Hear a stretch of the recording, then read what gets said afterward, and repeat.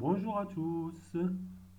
Aujourd'hui, on va parler de la reproduction sexuée chez les plantes à fleurs et plus précisément les angiospermes, c'est-à-dire les plantes qui ont une graine cachée dans le fruit. Par exemple, les pommes, les tomates, les oranges, ainsi de suite. Donc, on va voir ça en deux temps. Premier temps, on va étudier la structure de la fleur, c'est-à-dire les différentes composantes qu'on va le retrouver. En deuxième temps, comment cette fleur se mit en place. Donc, nous allons devoir aborder les différentes étapes de la reproduction.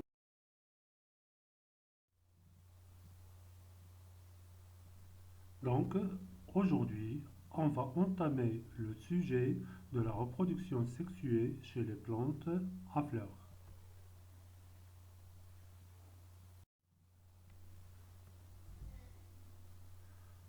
Commençons la première partie concernant la structure de la fleur. Pour cela, on doit observer une fleur. Donc une fleur normalement possède ce qu'on appelle le pédoncule. Le pédoncule sert comme une tige de la fleur. Puis on trouve ce qu'on appelle le réceptacle. Le réceptacle va permettre le maintien de la fleur. Les sépales de couleur euh, vert généralement. Donc l'ensemble des sépales constitue ce qu'on appelle le calice. Puis il y a donc les pétales. Les pétales ont une couleur vive. Et l'ensemble des pétales forme ce qu'on appelle la corolle.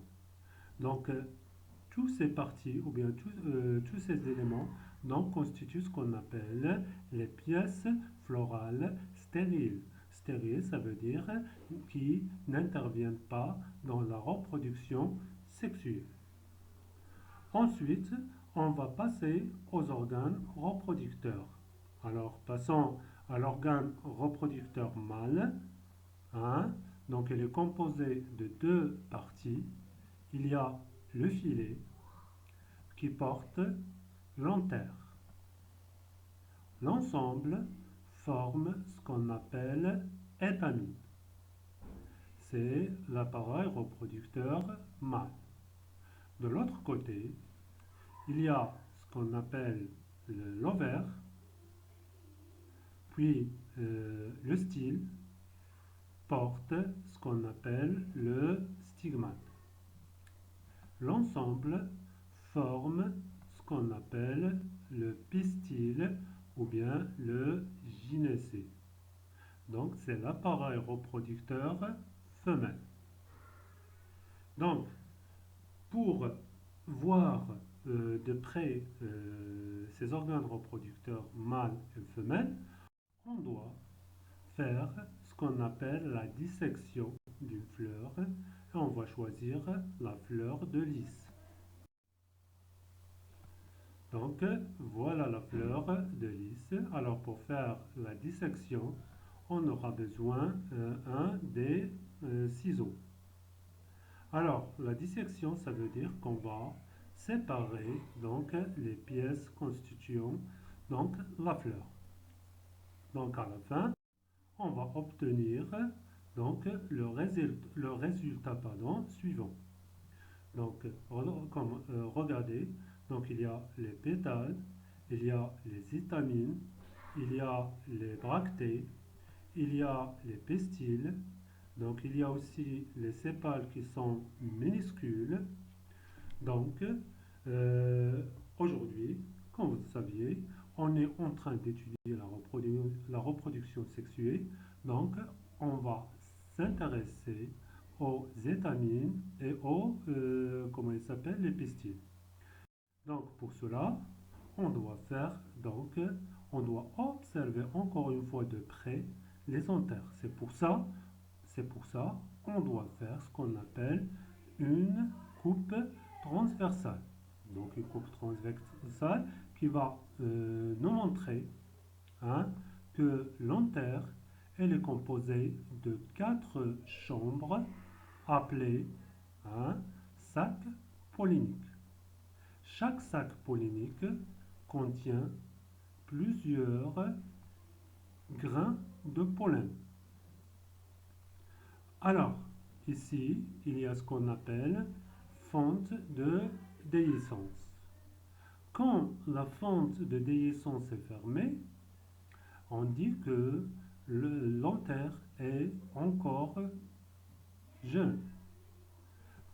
Une fois l'anther donc devient mature, donc la fente de déhiscence va s'ouvrir pour libérer les grains de pollen. Alors, un grain de pollen, au microscope optique bien sûr, on va observer qu'elle est composée de plusieurs éléments, et plus précisément de cellules. Une grande cellule avec un noyau, hein, appelé cellule végétative, contenant une autre cellule appelée cellule reproductrice. Voilà. Donc, après, on va passer à l'organe reproducteur femelle. Ça veut dire le pistil. Alors, la même chose, on va faire une coupe transversale qui va nous montrer que l'ovaire, hein, comme vous voyez ici, donc une coupe transversale d'un ovaire de lys, donc l'ovaire contient une ou plusieurs chambres. Chaque chambre, qu'on appelle bien sûr carpelle. Chaque carpelle contient un ou plusieurs ovules. Hein, un ou plusieurs ovules. Donc passons pour voir de quoi il est composé l'ovule. En observant ça au microscope optique, il va nous montrer que chaque ovule, hein, contient 7 cellules. 1, 2, 3. Donc 3 cellules appelées cellules antipodales, dont le rôle, on ne le sait pas encore. Puis il y a la 4e cellule et la 5e cellule. Ce sont 2 cellules synergiques qui aident le tube pollinique. On va expliquer qu'est-ce que ça veut dire tube pollinique plus tard. Donc les cellules synergiques donc, aident le tube pollinique à pénétrer dans le sac embryonnaire. Ça veut dire dans cette structure. Alors, puis il y a une 6e cellule appelée osphère, ou bien ce qu'on appelle aussi le gamète femelle, osphère. Et enfin, il y a la grande cellule avec 2 noyaux appelée la cellule centrale. Donc l'ensemble, hein, donc la 7e cellule, donc l'ensemble des cellules, ça veut dire les 7 cellules constituent une structure appelée sac embryonnaire. En plus du sac embryonnaire, on trouve placenta et un cordon ombilical qui servent à transporter les nutriments vers le sac embryonnaire. Puis, il y a les téguments, hein, qui protègent donc le sac embryonnaire.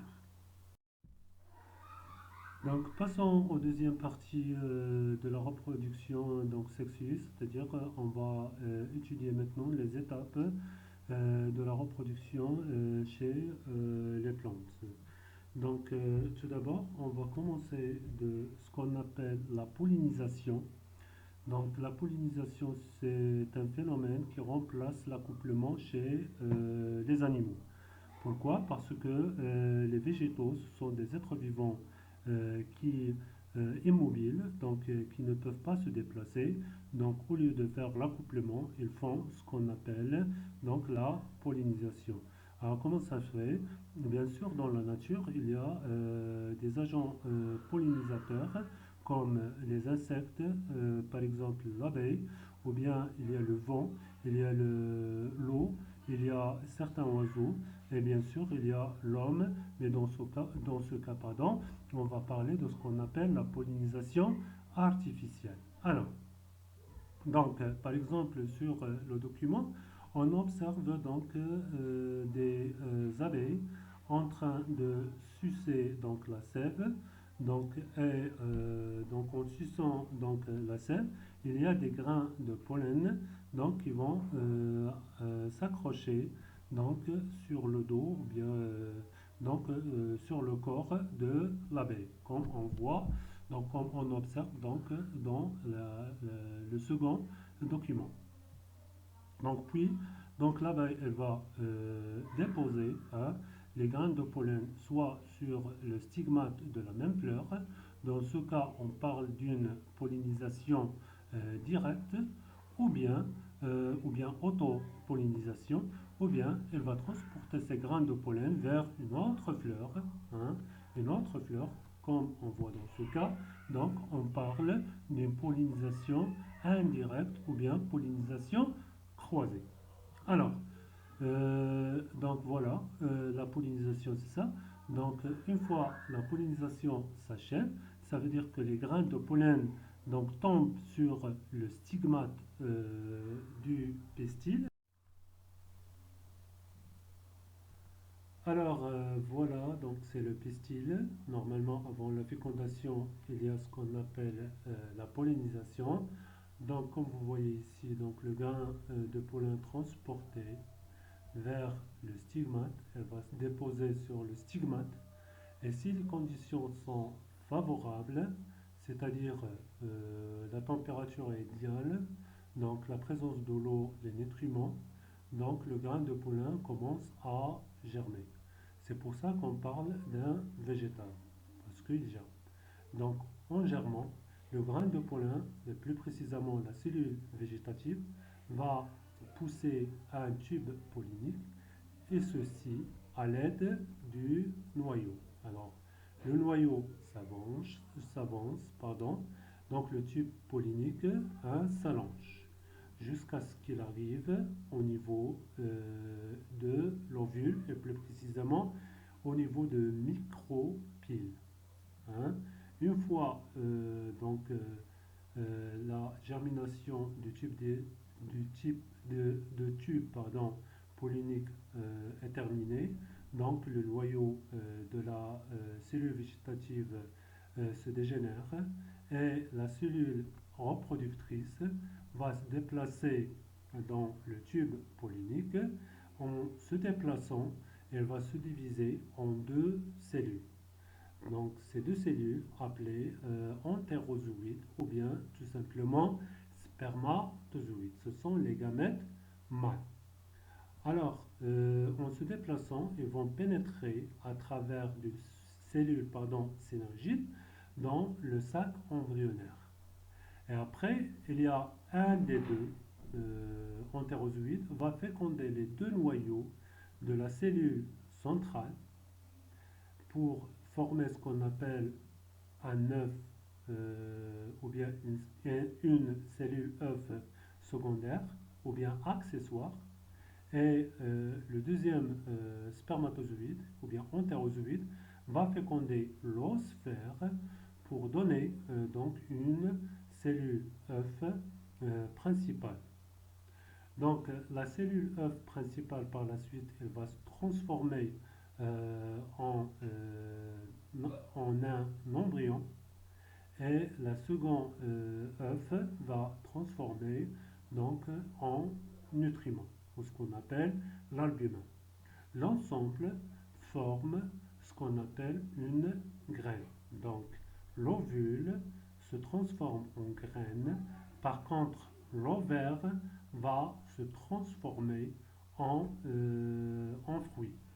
Et le reste des pièces florales donc, vont se dégénérer, vont disparaître. Donc voilà à la fin, donc la fleur se transforme en fruit. Donc comme vous voyez ici, donc le pédoncule, hein. Donc puis il y a l'ovaire pardon charnu, ça veut dire gonflé se transforme en fruit, ce qu'on mange. Enfin, il y a chaque ovule fécondé donne une graine. Donc le fruit contient un nombre de graines correspond au nombre d'ovules fécondés. Donc voilà pour aujourd'hui. Je vous remercie. J'espère que vous avez bien aimé donc la vidéo et à la prochaine fois. Merci.